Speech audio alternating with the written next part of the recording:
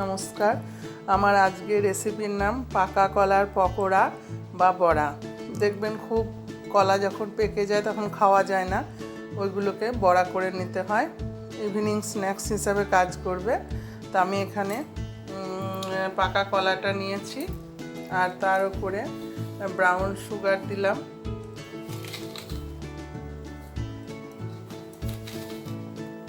দু চামচ মতো,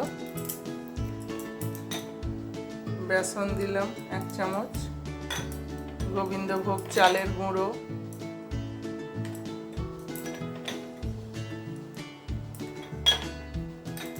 মৌরি।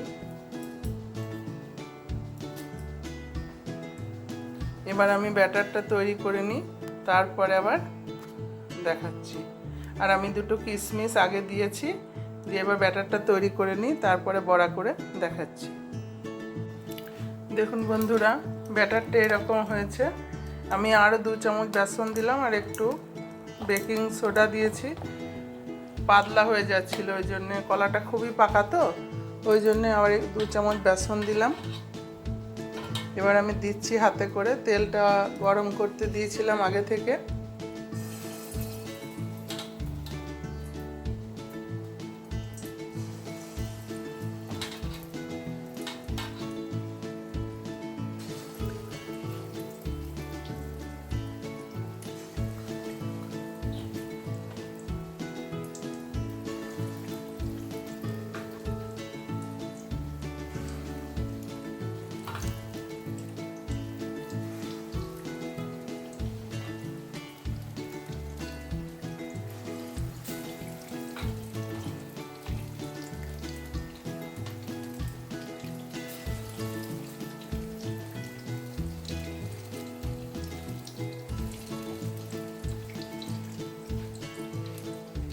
এবার হতে থাক, তারপরে আবার দেখাচ্ছি।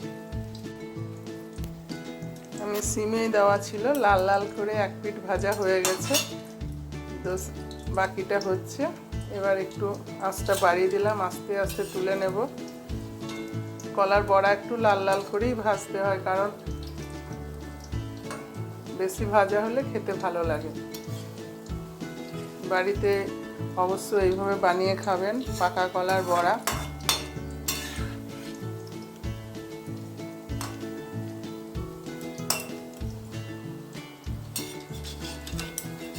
আমি এবার তুলে নিচ্ছি।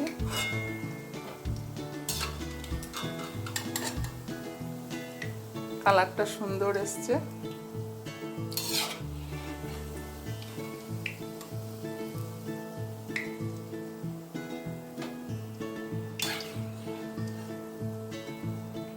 এইভাবে বাড়িতে বানিয়ে খাবেন, খুব ভালো লাগবে। এবার তখন কিশমিশটা ক্যামেরা অন করার আগেই দিয়ে ফেলেছিলাম, আর একটু এতে মাখিয়ে দিলাম কিশমিশটা।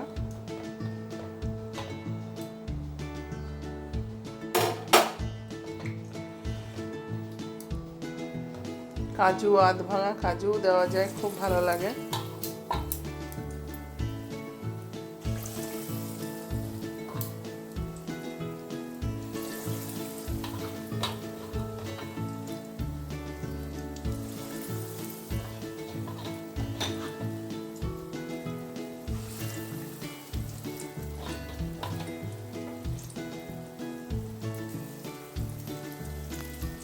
এইভাবে হতে থাক, দেখাচ্ছি আবার।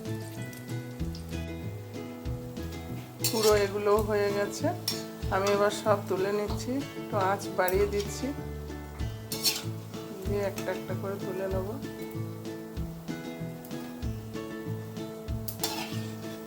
আপনারা অবশ্যই বাড়িতে বানিয়ে খাবেন, খুব ভালো লাগবে। জলখাবারবেলা বানালেও খুব ভালো লাগবে, বিকালের দিকে বানালেও খুব ভালো লাগবে।